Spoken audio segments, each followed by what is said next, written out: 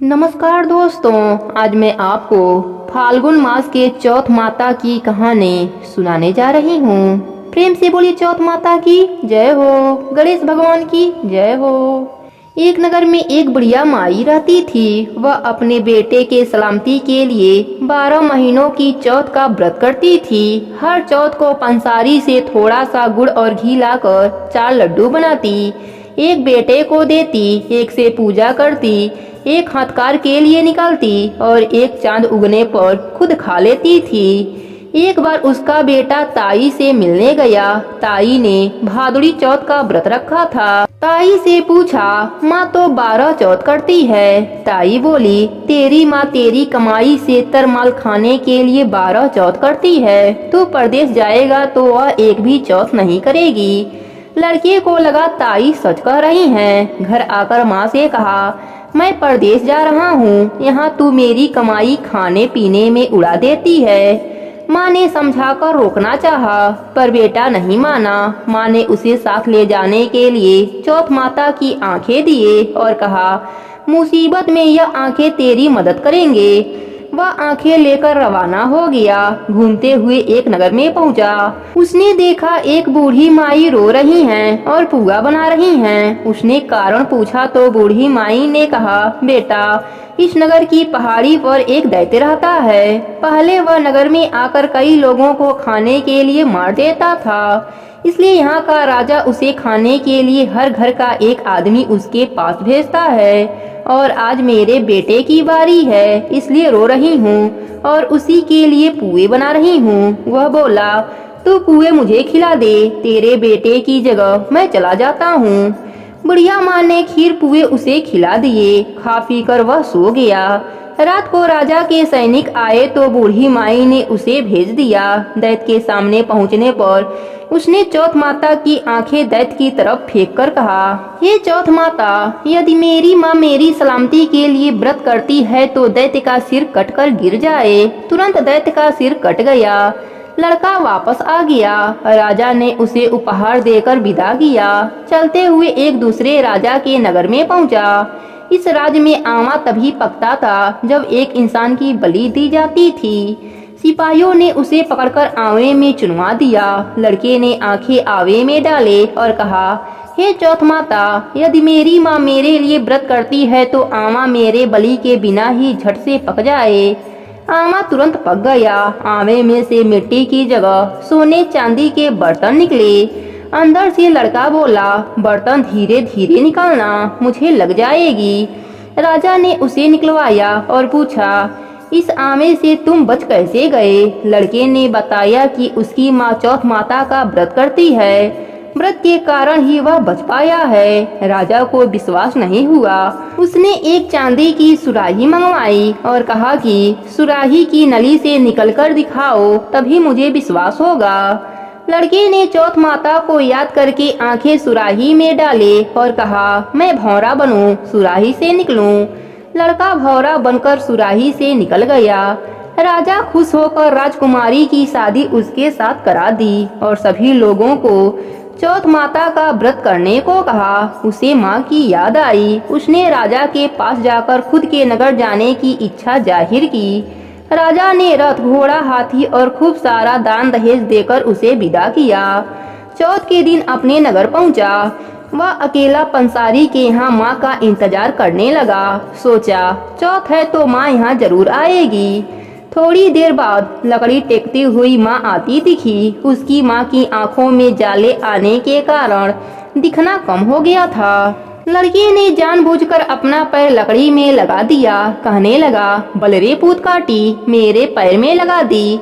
माँ ने उसे नहीं पहचाना। कहने लगी, भैया, मुझे चाहे जितनी गाली निकाल लो, पर मेरे बेटे को कुछ मत कहना। बेटा माँ के चरणों में गिर पड़ा। कहा, माँ, मैं तेरा ही बेटा हूँ, मुझे माफ कर दो।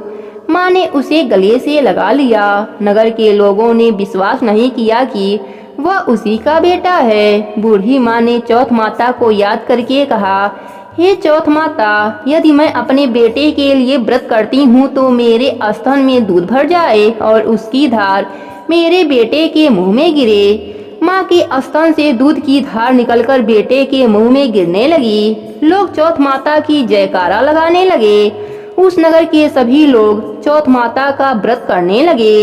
हे चौथ माता, जैसे आपने बूढ़ी माई पर अपनी कृपा करी, वैसे ही अपने सभी भक्तों पर अपनी कृपा बनाए रखना।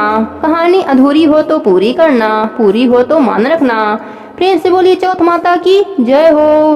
प्राचीन समय की बात है, एक गांव में सास बहू रहती थीं। उनका बेटा विदेश में नौकरी करने गया था। सास बहू को लाड से रखती। एक दिन सास किसी काम से गांव जाने लगी तो बहू से बोली कि बहू, चूल्हे की आंच बुझने मत देना। सास गांव चली गई। चूल्हे की आग बुझ गई। बहू डर के मारे पड़ोस में से आंच लेने गई तो पड़ोसन कहानी सुन रही थी। बहू देखकर बोली कि आप क्या कर रही हो? तब औरतें बोली, हम चौथ माता की कहानी सुन रहे हैं। बहू बोली, इससे क्या होता है? तब औरतें बोली कि चौथ माता अन्य धन, लक्ष्मी, बेटा पोता सब देती हैं। पति प्रदेश गया वापस आ जाता है, तू भी किया कर। बहू बोली, मैं कैसे करूं? मेरी सास 3 टाइम रोटी देती है। औरतें बोली कि एक टाइम का रोटी गाय के बछड़े को दे दिया कर, दूसरे टाइम की उठानी में गाड़ दिया कर, तीसरे टाइम की अपने लिए रख लिया कर और चूरमा बनाकर चांद देखकर चौथ माता को भोग लगाकर चांद को अर्घ देकर खा लिया कर। बहू बोली, ठीक है। ऐसा कहकर बहू चली गई। अगले माह में चौथ का व्रत आया तो उसने वैसा ही व्रत किया। चौथ माता ने सोचा, अगर सतयुग में परिणाम नहीं देंगे तो कलयुग में मुझे कौन मानेगा। चौथ माता सपने में पति से बोली कि घर जा, तुझे सब याद करते हैं। वह एक सेठ के यहाँ मुनीम का काम करता था। वह बोला कि लेने वाले लेने आएंगे, देने वाले देने, तो मैं कैसे जाऊं। चौथ माता ने कहा, कल घी का दीपक जलाकर बैठ जाना, देने वाले दे जाएंगे और लेने वाले ले जाएंगे। पति ने ठीक वैसा ही किया और सेठ से हिसाब करके घर आने लगा। रास्ते में एक सांप मिला। बोला, मैं तुझे खाऊंगा। उसने कहा, मैं अपने घर वालों से मिल लूं, फिर तुम मुझे खा लेना। वह घर आ गया। पत्नी ने दरवाजा खोला पर वह किसी से कुछ नहीं बोला, जाकर सो गया। उस दिन चौथ का व्रत था। पत्नी ने व्रत किया था। वह जौ देख रही थी। वहीं पट्टे पर चौथ, आंखें, चूरमा, दीपक सब रखा था। वह सांप घर पर आ गया और उस लड़के के कमरे में चला गया। चौथ माता ने सोचा, यह सांप इसको खा जाएगा, कुछ करना चाहिए। तब दीपक ढाल बन गया, आंखों का तलवार बन गया और सांप को काटकर ढाल से ढक दिया। पति यह सब देख रहा था। सांप के मर जाने के बाद पत्नी से बोला। तब पत्नी बोली, आप तो मुझसे बोले ही नहीं। तब पति बोला, क्या बोलता? यह देख, मेरा काल साथ आया था, वह मर गया। फिर दोनों ने आपस में खूब बातें की। सुबह उठा तो माँ से बोला कि माँ, मेरे जाने के बाद कुछ धर्म करती थी। माँ बोली, नहीं बेटा, तू था तो मंदिर चली जाती थी, पर तेरे जाने के बाद तो कुछ भी नहीं किया। फिर उसने कहा, बहू से पूछो। माँ बोली, यह क्या करेगी? इसको तो मैं 3 समय खाना देती थी। बहू ने कहा, मैं करती थी। सास बोली, क्या करती थी? बहू बोली, चौथ का व्रत करती थी। सास ने कहा, क्या सबूत है? वह बोली, बछड़े से पूछ लो। बछड़ा ने मुंह खोला तो मुंह में से हीरे मोती झड़ने लगे। फिर बहू बोली, उठानी में देख लो। उठानी को खोदकर देखा गया तो रोटी की जगह सोने चांदी का ढेर हो गया था। तीसरे बनिया से पूछ लो। बनिए की बात भी सही निकली। सास बोली, क्या चौथ माता ऐसी हैं? बहू बोली, हाँ, चौथ माता सबका भला करती हैं, सुख सौभाग्य देती हैं, सबकी रक्षा करती हैं। हे चौथ माता, जिस प्रकार आपने बहू पर अपनी कृपा करी, वैसे ही अपने सभी भक्तों पर अपनी कृपा बनाए रखना। कहानी अधूरी हो तो पूरी करना, पूरी हो तो मान रखना। प्रेम से बोलिए चौथ माता की जय हो। गणेश भगवान की जय हो। एक सेठ सेठानी थे। उनके एक बेटा और बहू थे। बहू सबको भोजन करा के फिर स्वयं भोजन करती थी। एक पड़ोसन ऐसी भी थी जो रोज पूछती कि बहू आज क्या बनाया खाया। बहू कहती, ठंडो बासी। एक दिन उसके पति ने ऐसा सुनकर विचार किया कि आज तो पकवान बनाया जाए, फिर देखें कि मेरी पत्नी क्या कहती है।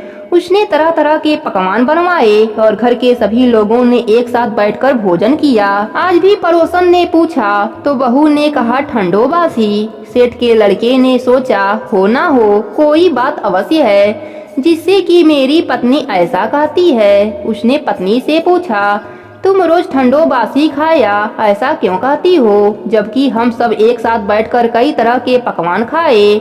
उसकी पत्नी बोली आपने जो खाया वह बाप बूढ़ों की कमाई है। जिस दिन आप कमाकर लाओगे उस दिन मैं समझूंगी कि ताजा भोजन कर रहे हैं। अब एक दिन लड़के ने माँ से कहा मैं बड़े शहर में कमाने जा रहा हूँ। माँ बोली बेटा अपने पास इतना धन है कि खाया नहीं खुटेगा। माँ के मना करने पर भी बेटे ने स्वयं कमाने का दृढ़ निश्चय कर लिया और जाते समय पत्नी से कहा जब तक कमाकर बहुत सा धन लेकर न आऊं तुम चूल्हे की आग बुझने मत देना। एक दिन चूल्हे की आग बुझ गई तो वह मन ही मन घबराने लगी कहीं मेरे पति पर संकट तो न आन पड़ा। पत्नी जल्दी से पड़ोस में से आंच लाकर चूल्हे में रख दूं ऐसा विचार करके पड़ोस में गई। वहां पड़ोसन ने कहा थोड़ी देर में आकर ले जाना। बहू ने पड़ोसन से पूछा आप यह व्रत क्यों करती हैं इससे क्या मिलता है। पड़ोसन ने कहा चौथ माता के इस व्रत को करने से अन्य लक्ष्मी मिले और सभी मनोकामना पूरी हो जाती है। अब बहू भी चौथ माता का व्रत करने लगी। दीवार पर चौथ माता बनाई। उस दिन घी गुड़ का चूरमा बनाकर रात्रि को चंद्रमा को अर्घ देकर भोजन करती। ऐसा करते करते बहुत दिन हो गए। चौथ माता ने उस बहू के पति को सपना दिया कि साहूकार का बेटा तू सोए या जागे तेरी पत्नी तुझे बहुत याद करती है। घर जाकर उसकी चिंता मिटा।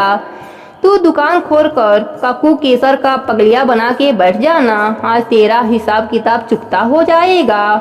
अब तो चौथ माता ने जैसा कहा था वैसा ही हुआ। उसने घर जाने की तैयारी की और गाड़ी भर के धन दौलत लेकर चल दिया। रास्ते में एक बड़ा सा काला नाग फन फैलाए बैठ गया और कहने लगा आज मैं तुझे डसूंगा छोड़ूंगा नहीं। आज तेरी आयु पूरी हो गई है। सेठ के लड़के ने कहा आज चौथ का व्रत है। चौथ माता ने मुझे सपना दिया तो मैं पत्नी से मिलने घर जा रहा हूँ। वहाँ मेरी पत्नी बहुत चिंता कर रही है। मैं उससे मिलकर जरूर आऊँगा। तब तुम मुझे डस लेना। नाग ने कहा तुम शपथ पूर्वक कहकर जाओ तो मैं तुझे जाने दूंगा परंतु लौटकर नहीं आए तो तुम्हारे घर आकर मैं तुझे डस लूंगा। इस प्रकार सर्प को वचन देकर वह अपने घर पहुंचा। वहां सभी से हंसी खुशी से मिला और भोजन करने उदास होकर बैठ गया। उसकी पत्नी उदासी का कारण पूछा तो पति ने काले नाग वाली बात बताई और कहा यदि मैं उसके पास नहीं जाऊंगा तो वह घर आकर ही मुझे डस लेगा। पत्नी बहुत चतुर थी।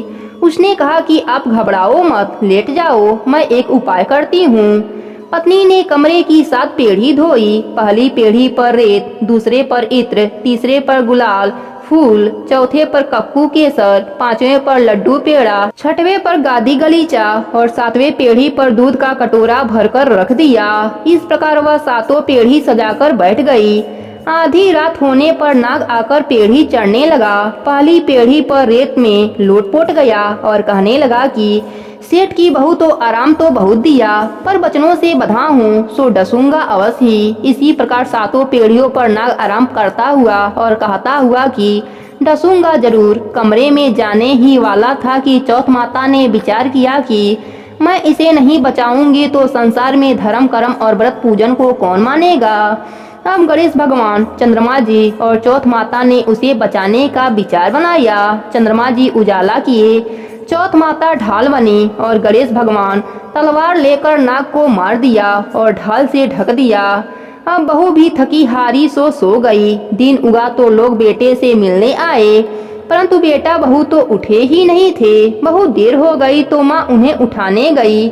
माँ ने 7 पेढ़ियों पर जो कुछ देखा सो बहुत घबराई और बेटा बहू को आवाज लगाने लगी। बेटा बहू उठे तो देखा कि एक ढाल तलवार वहीं पड़ी है। अब ढाल उठाई तो वहीं काला नाग मरा हुआ पड़ा है। बेटा बहू ने सोचा कि आज तो धर्म कर्म ही आड़े आए। जो गणेश भगवान चौथ माता ने अपनी रक्षा की। हे चौथ माता, जैसे आपने बहू की लाज रखी वैसे ही अपने सभी भक्तों पर अपनी कृपा बनाए रखना। कहानी अधूरी हो तो पूरी करना, पूरी हो तो मान रखना। प्रेम से बोली चौथ माता की जय हो, गणेश भगवान की जय हो।